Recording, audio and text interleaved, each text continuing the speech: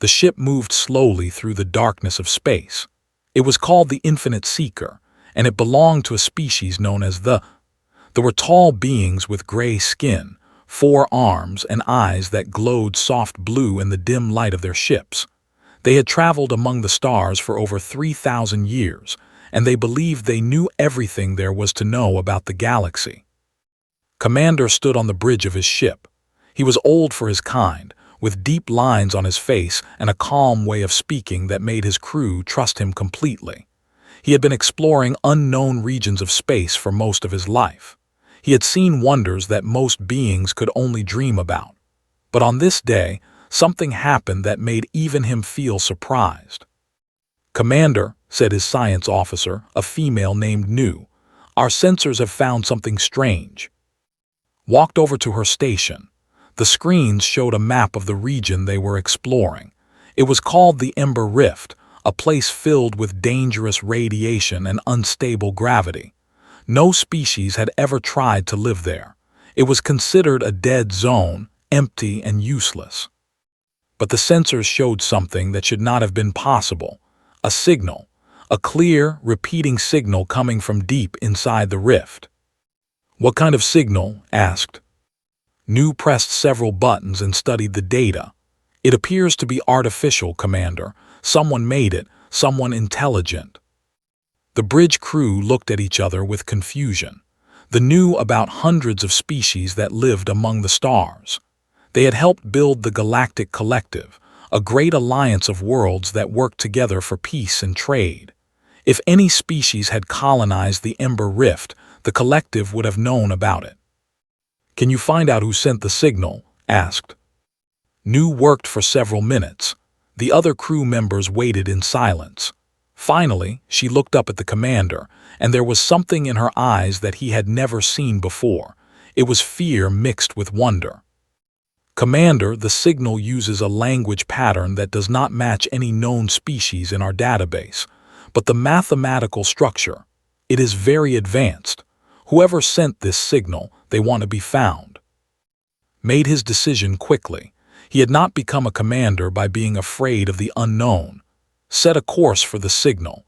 We will find out who is hiding in the Ember Rift." The Infinite Seeker changed direction and began moving toward the source of the signal. The journey took 17 days. During that time, thought about all the species he had encountered in his long life. He wondered which one might have built a hidden colony in such a dangerous place. He wondered why they would want to hide. He did not expect what he found. When the ship finally arrived at its destination, every member of the crew stopped what they were doing and stared at the. Before them was a planet. It was beautiful, covered in blue oceans and green forests. White clouds floated across its surface, and cities gleamed in the sunlight of 2 bright suns. But that was not all. Around the planet there were stations floating in orbit, large stations made of metal and glass with ships moving between them. The ships were of a design that no one on the Infinite Seeker had ever seen. They were sleek and fast, and they moved with a confidence that spoke of great skill. "This is impossible," one of the crew members whispered. Nu ran scan after scan. Her hands were shaking as she worked.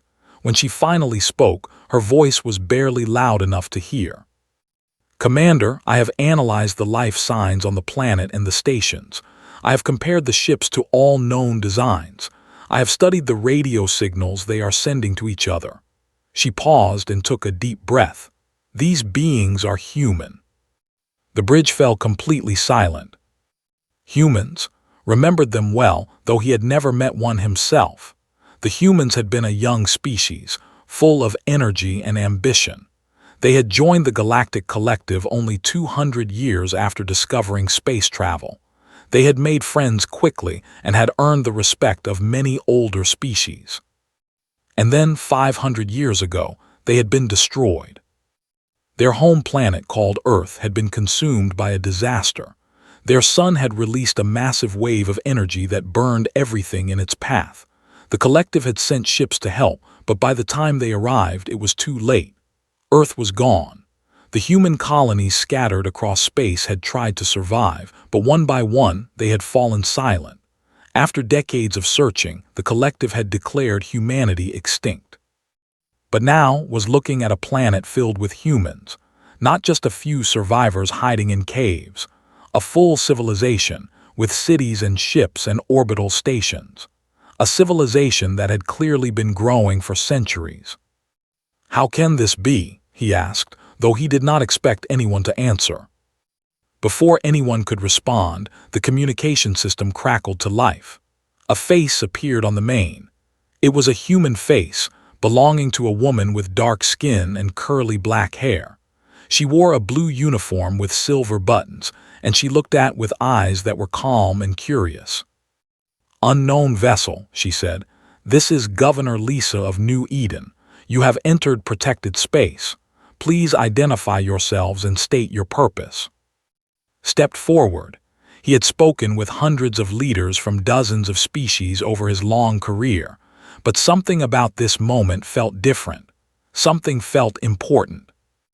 "Governor," he said, "I am commander of the exploration fleet. We are part of the Galactic Collective. We detected your signal and came to investigate." He paused, trying to find the right words. "We believed that humanity had been destroyed 500 years ago." The woman on the screen smiled. It was a small smile, but it held something powerful, something that made feel very small. "Destroyed," she said. "No, Commander, we were never destroyed. We simply went somewhere else, and we built something new." She leaned forward, and her eyes seemed to look right through thee and into his soul. "Welcome to New Eden, Commander. You are about to learn something wonderful about humans. We do not give up. We do not surrender. No matter what the universe throws at us, we find a way to survive, and we have been waiting a very long time for someone to find us." The transmission ended and stood in silence. Around him, his crew whispered to each other in amazement. They had come looking for answers, but they had found something much bigger. They had found a lost branch of humanity, and from what he could see, humanity had not just survived.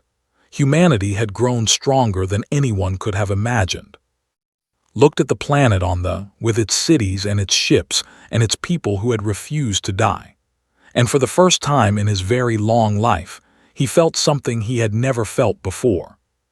He felt hope. The Infinite Seeker was guided toward one of the orbital stations by a small human ship. Commander watched through as they got closer. The station was enormous, much bigger than anything they had ever built in orbit. It was shaped like a great wheel, spinning slowly to create gravity inside. Lights glowed from thousands of windows, and ships of all sizes moved around it like fish swimming around a reef. "This station alone could hold more people than most colonies in the collective," Nu said quietly. Her voice was filled with wonder. Did not reply. He was too busy trying to understand what he was seeing. The humans had been declared extinct for 500 years. In that time, they had not only survived but had built all of this. It went against everything they knew about how civilizations developed. The ship docked at the station and led a small team through the airlock. On the other side, a group of humans was waiting for them. At the front stood Governor Lisa, the woman who had spoken to them through the. Next to her was a man with gray hair and a gentle face. He smiled warmly as they approached. "Commander," Lisa said, "welcome aboard New Eden Station. This is Cole, our chief scientist. He will answer any questions you have about our history." Bowed in the way, folding his forearms against his chest. "Governor, I must tell you that your existence is the greatest surprise I have encountered in my entire career. The Galactic Collective searched for human survivors for many decades after Earth was destroyed. We found nothing. We believed your species was gone forever." Lisa nodded. Her face showed no anger, but there was something hard in her eyes. "We know. We watched the search efforts from afar. We saw when they stopped. We understood that the galaxy had given up on us." "Then why did you not make contact? Why did you hide for so long?" "Because we were not ready," Cole said. He gestured for the group to follow him down a wide corridor. When our ancestors arrived in this system, they had nothing. 3,000 survivors on a single colony ship with barely enough supplies to last a year. They had to focus on survival, not communication. By the time we were strong enough to reach out, we had to ask ourselves a difficult question. Did we want to rejoin a galaxy that had abandoned us? They walked through the station as talked, looked around in amazement.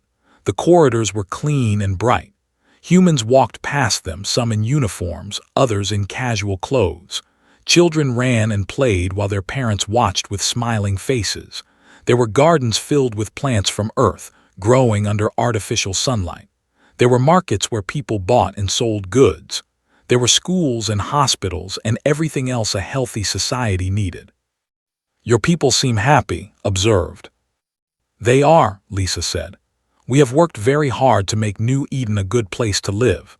Every person here has food, shelter, education, and purpose. We believe that a society is only as strong as its weakest members, so we make sure that no one is left behind."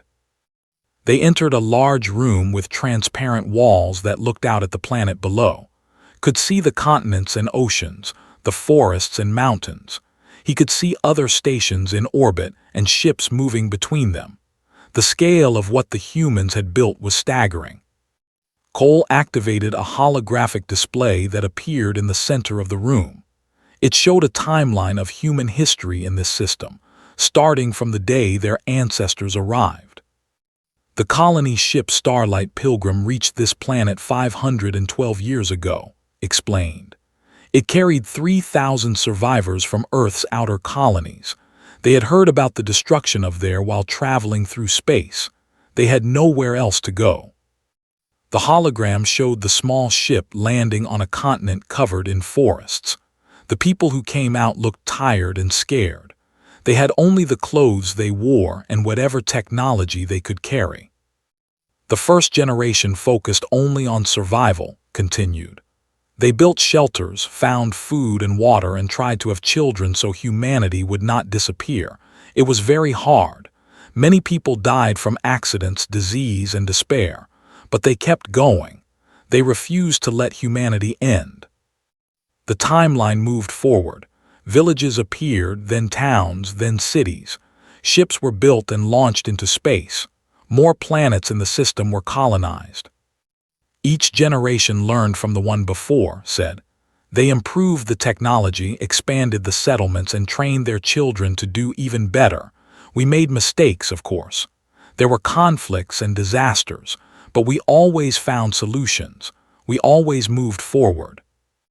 New, who had been quietly recording everything, finally spoke.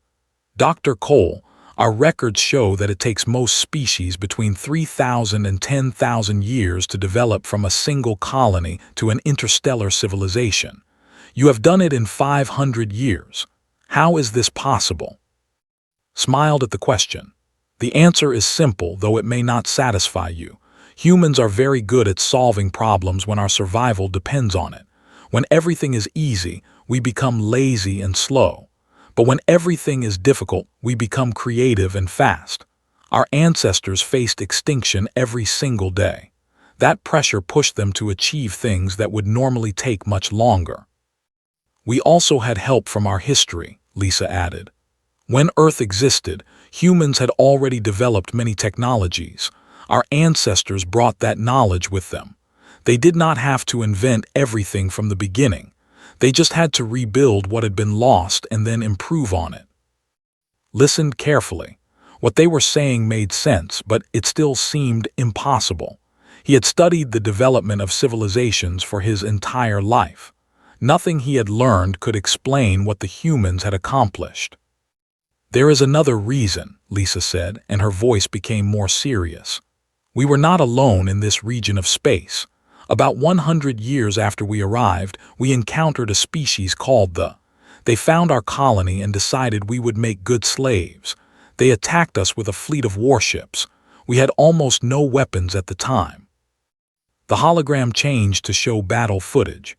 Human ships, small and poorly armed, fought desperately against larger vessels. Cities burned on the planet's surface. Bodies floated in the wreckage of destroyed stations. Thousands of our people died in the first attacks, Lisa said. We were nearly destroyed for the second time in our history, but we did not surrender. We could not surrender. We learned to fight. We captured enemy technology and studied it. We built our own weapons, and after 11 years of war, we drove the out of this sector completely. The hologram showed human warships, much more advanced than before, chasing the fleet into deep space. That war changed us, Lisa said. We learned that the universe is dangerous and that no one would protect us except ourselves. Since then, we have made sure that we will never be weak again. Felt a cold feeling run through his body. He understood now why the humans had hidden for so long. They had faced threats that would have destroyed most species, and instead of being destroyed, they had grown stronger. You have built something remarkable, he said finally. The Galactic Collective will want to know about your existence. Many species still remember humanity with fondness. They will be overjoyed to learn that you survived. Lisa looked at him with those hard, thoughtful eyes. Perhaps, but we have learned to be careful, Commander. We will open relations with the Collective, but slowly and on our own terms. We have no intention of becoming dependent on anyone ever again. Nodded, he understood her caution. He even respected it. But deep inside, he felt a new emotion growing. It was not just surprise or wonder. It was something closer to fear. Because if humanity could achieve all of this in just 500 years, starting from almost nothing, what could they achieve in another 500? What could they become in 1,000 years? He did not know the answer, but he suspected that the entire galaxy would find out eventually, whether it was ready or not. In the weeks that followed, Commander and his crew were given permission to explore New Eden freely. The humans wanted to see everything, to understand what they had built, and what saw amazed him more with each passing day. New Eden was not just one planet. It was 12 worlds, spread across the Ember Rift and connected by a network of special gates that allowed ships to travel between them instantly. Each world had its own purpose. Some were covered in farms that grew food for billions of people. Others had factories that built ships and machines. Others still were home to great universities where humans studied everything from medicine to physics to art. The total population of New Eden had reached 2 billion. 2 billion humans, descended from just 3,000 survivors. They had grown their numbers carefully, making sure that every child had a good life. They had spread across the stars without losing their connection to each other. One day, Cole invited to visit the main planet's surface. A shuttle carried them down through the clouds, and the commander looked out the window as the landscape appeared below. He saw forests that stretched to the horizon. He saw rivers that sparkled in the sunlight. He saw cities that rose from the ground like silver towers, connected by bridges and trains that moved faster than anything in the collective. "Your cities are beautiful," said. Smiled proudly. "We learned from the mistakes our ancestors made on Earth. We do not let our cities damage the environment. We live with nature, not against it. Every building produces its own energy. Every factory recycles its waste. We have found balance." The shuttle landed in a large city called Haven, which was the capital of New Eden, led through streets filled with people. They passed shops and restaurants, parks and playgrounds. Music played from somewhere nearby, and the smell of cooking food filled the air. "Your people live well," observed. "In the collective, many species struggle with poverty and inequality, but I see none of that here." "It was not easy to achieve," admitted. "In the early days, there was hunger and suffering, but our leaders made a choice. They decided that everyone would share both the work and the rewards. No one would have too much while others had too little. It took generations to build the systems that make this possible, but we never gave up on the goal." They visited a hospital where doctors used machines that could heal almost any injury.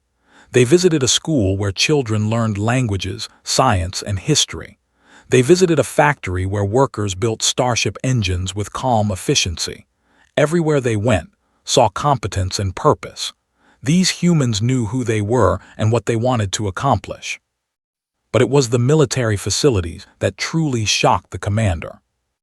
Admiral Carter met them at a base on the edge of the city. He was a tall man with silver hair and a scar on his jaw that he had earned in battle. His uniform was simple, but his bearing was that of a warrior. When he shook hand, his grip was firm and confident. "Commander, I understand you want to see our defenses," said. "I will show you, but I warn you, what you see may worry you." "I have commanded warships for over a century," replied. "I do not frighten easily." Nodded and led them into the base. What saw inside made him stop walking. The hangar was enormous, stretching for kilometers in every direction. Inside were hundreds of warships, all of them sleek and deadly. Fighters hung from racks on the ceiling. Cruisers sat in repair bays. And at the far end of the hangar, a massive battleship was being assembled, its hull already bristling with weapons. "This is just one of our 20 military bases," said calmly. "We maintain a standing fleet of over 3,000 combat vessels, with crews trained to fight in any conditions. Every adult citizen of New Eden has basic military training. If we need to, we can put 10 million soldiers in the field within 30 days. Felt his heart's beating faster. They had one of the largest fleets in the Galactic Collective, and it contained only about 800 warships. The humans had built something far more powerful, hidden in a region of space that no one had thought to explore. "Why do you need such a large military?" he asked. "You said they were defeated over 400 years ago." "They were," confirmed. "But they are not the only threat in the galaxy. We have learned that peace must be defended.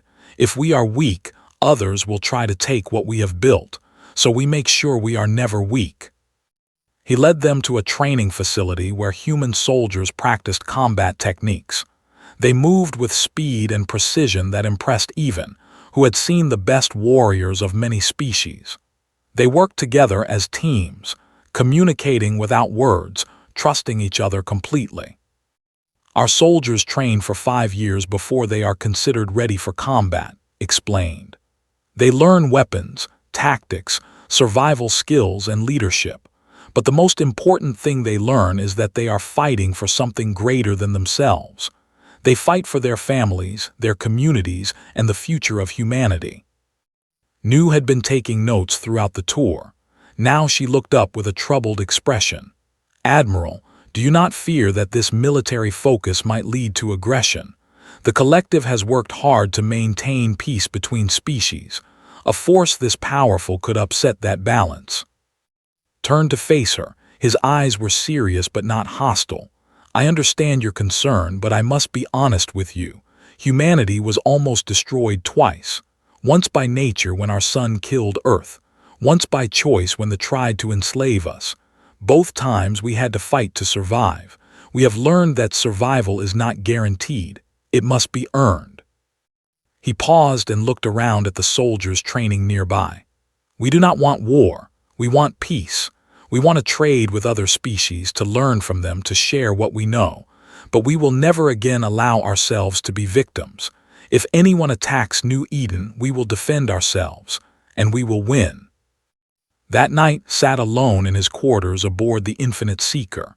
He looked out the window at the planet below, with its cities and forests and oceans. He thought about everything he had seen and heard. The humans were not like any species in the Galactic Collective. They were faster, more adaptable, more determined. They had faced extinction and had refused to accept it. They had faced war and had learned to fight better than their enemies. They had faced every challenge the universe could throw at them, and they had overcome them all. And now they were ready to rejoin the galaxy, not as weak refugees seeking help, but as a powerful civilization demanding respect.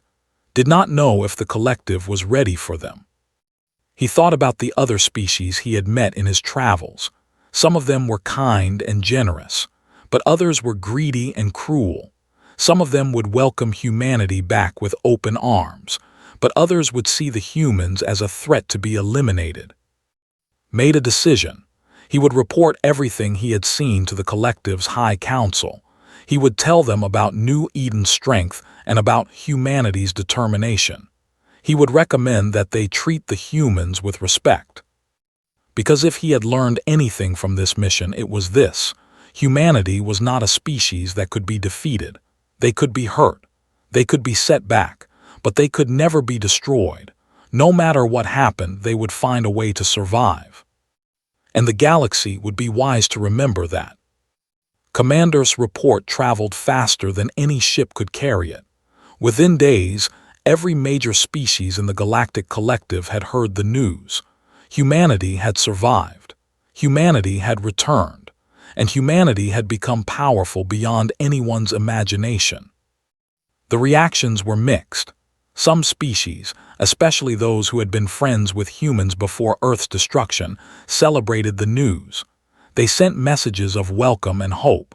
They spoke of old friendships that could be renewed. They offered trade agreements and diplomatic recognition. But other species reacted differently. The who had been defeated by humans centuries ago heard the news with fear and anger. They remembered the war they had lost. They remembered how the humans had taken their technology and used it against them, and they began to plan. Ambassador arrived at New Eden 3 weeks after his report was sent.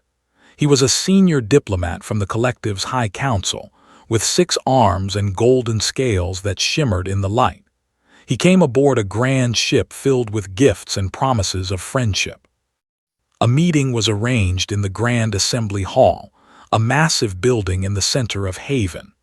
The hall was filled with representatives from across New Eden, along with Commander and his crew, who had been invited to witness the historic event. Governor Lisa stood at the center of the hall, wearing a formal blue gown that matched her uniform. Beside her stood Cole and Admiral Carter, along with dozens of other human leaders. They waited in silence as Ambassador floated forward on his hovering platform. "Governor," the ambassador said, spreading his 6 arms wide in a gesture of greeting. "On behalf of the Galactic Collective, I bring you warmest greetings. The discovery of your civilization has brought joy to countless worlds. We never forgot humanity, and we are thrilled beyond words to see you thriving."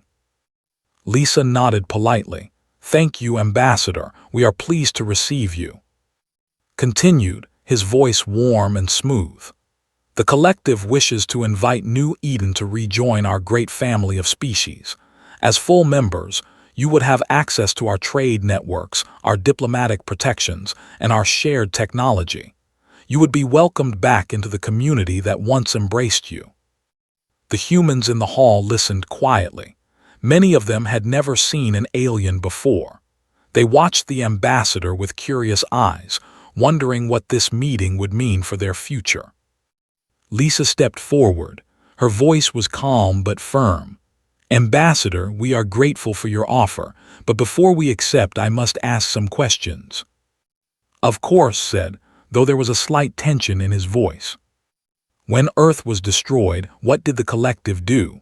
How many ships were sent to search for survivors? How long did the search continue?"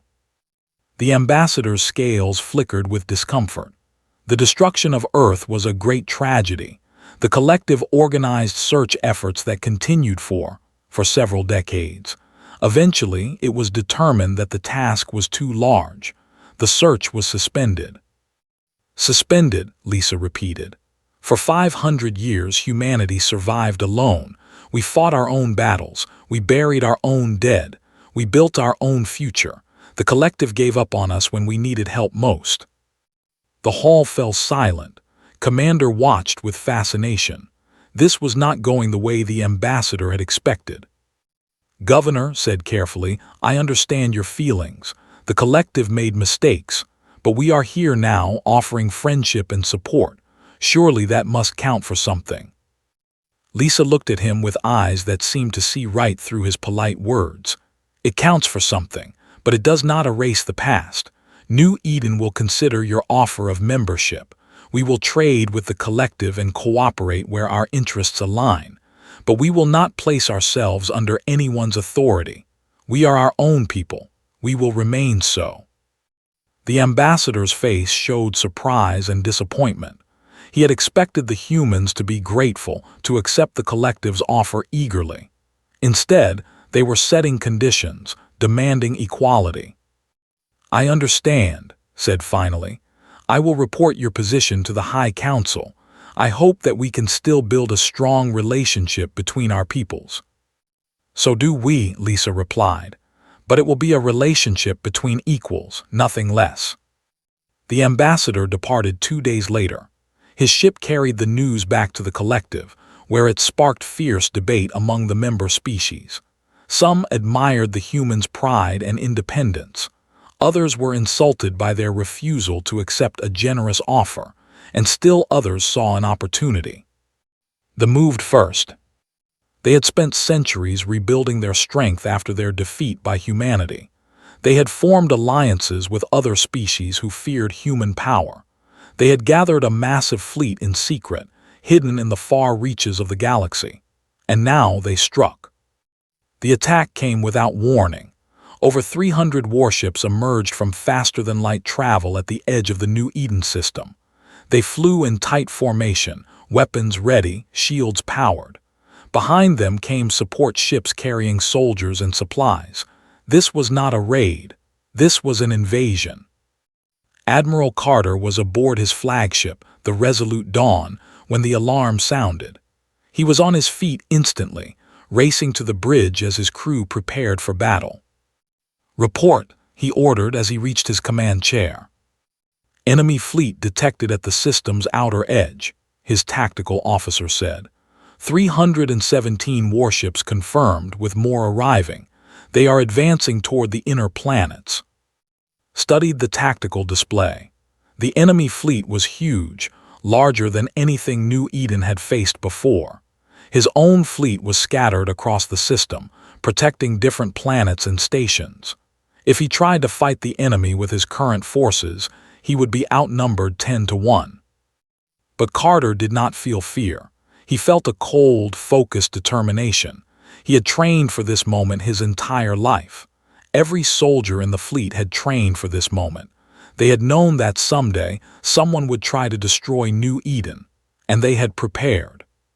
"Send word to all colonies," ordered. "Full mobilization. Every ship, every soldier, every weapon. We are going to war." Messages flew across the system at the speed of light.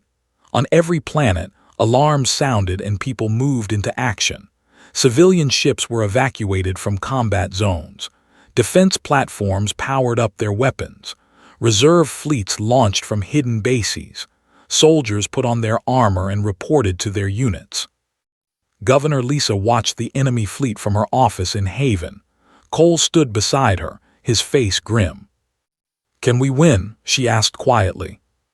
"We can," said, "but it will cost us. Many people will die today." Lisa closed her eyes for a moment. She thought of the 3,000 survivors who had landed on this world 5 centuries ago. She thought of every generation that had worked and sacrificed to build New Eden. She thought of the children playing in the streets, the families having dinner together, the dreams that filled the hearts of 2 billion people. She opened her eyes. "Then we fight, and we make sure their sacrifice means something."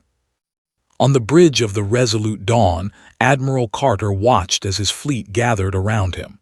Ships arrived from across the system, forming up in combat formations.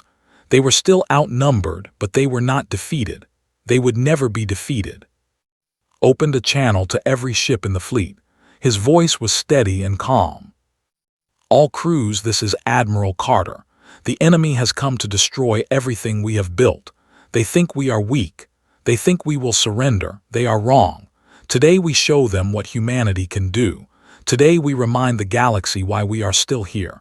All ships advance to battle stations, for New Eden, for humanity." The fleet surged forward, moving to meet the enemy. And the greatest battle in human history began. The Battle of New Eden lasted for 9 hours. It was the largest space battle the sector had ever seen, and it would be remembered for generations to come. The fleet advanced with confidence. They had overwhelming numbers, advanced weapons, and allies who wanted to see humanity crushed.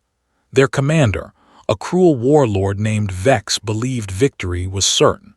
He had studied the human fleet and calculated that his forces would win within 3 hours. He was wrong. Admiral Carter used every advantage he could find.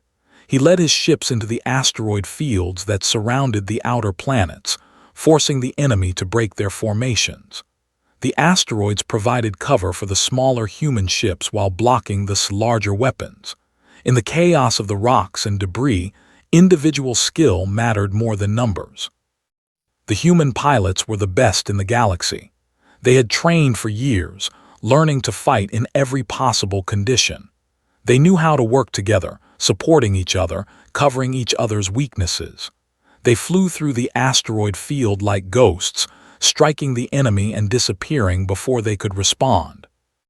Commander watched the battle from the Infinite Seeker, which had taken shelter near the planet's moon. His crew had wanted to flee, but he had refused. He needed to see this. He needed to understand. What he saw amazed him.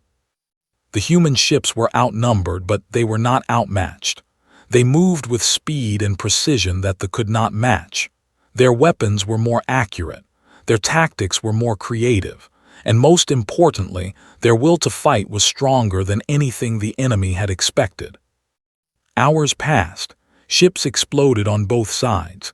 Thousands of lives were lost in the darkness of space. The wreckage of destroyed vessels floated among the asteroids like metal corpses, but slowly the tide of battle began to turn. The Allies were the first to break. They had joined this invasion expecting an easy victory and rich plunder. Instead, they were being destroyed. One by one, their fleets began to retreat, abandoning Vex and his forces. By the 6th hour, they were fighting alone. By the 8th hour, they were retreating. And in the 9th hour, Admiral Carter launched his final attack. The Resolute Dawn led a formation of battleships directly at the command vessel. Enemy weapons hammered against their shields, but the humans did not stop. They closed the distance with relentless determination.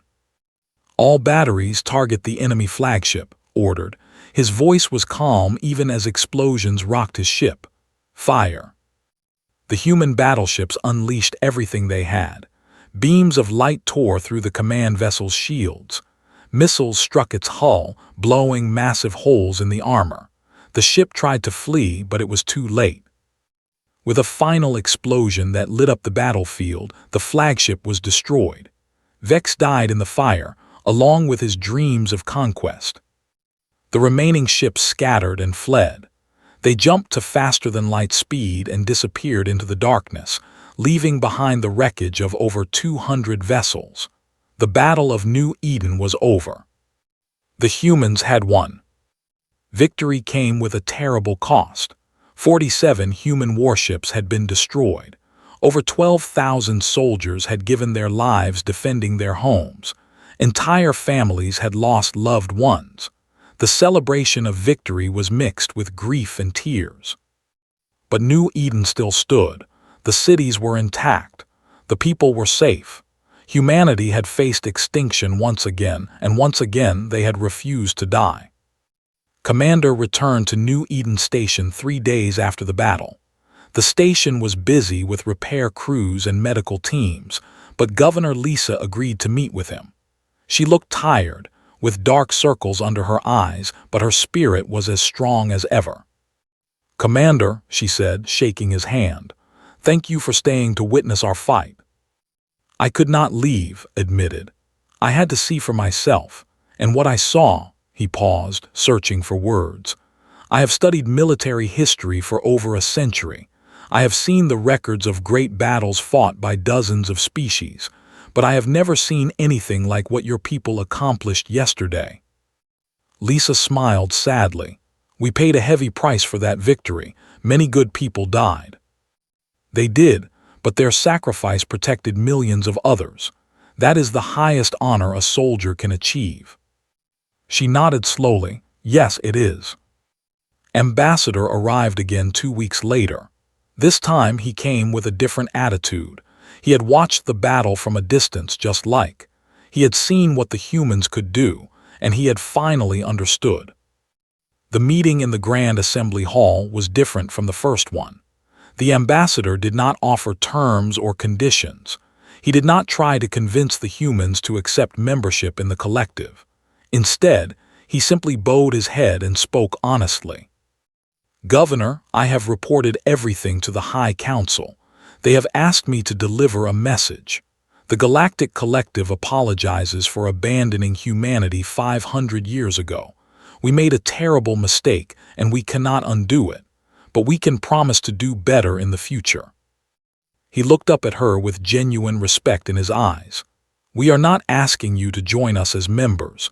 We are asking you to accept us as allies, equal partners in a universe that is often cruel and dangerous.